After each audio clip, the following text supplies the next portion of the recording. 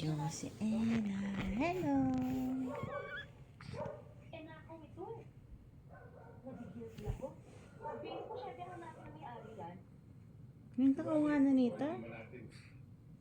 Alam mo po, sorry, kinakain na nga natin. Paano mo susoli yan? Dahil ibig kong sabihin, papalitan natin yung manok. Kinuha ko yung address ng bahay. Kinuha na. Hmm.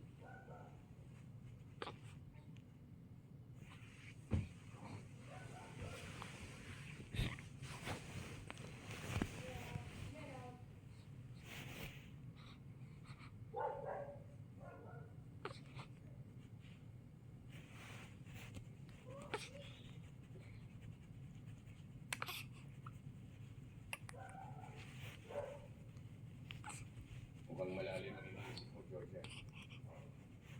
Nakakain ka na, may problema ka na naman.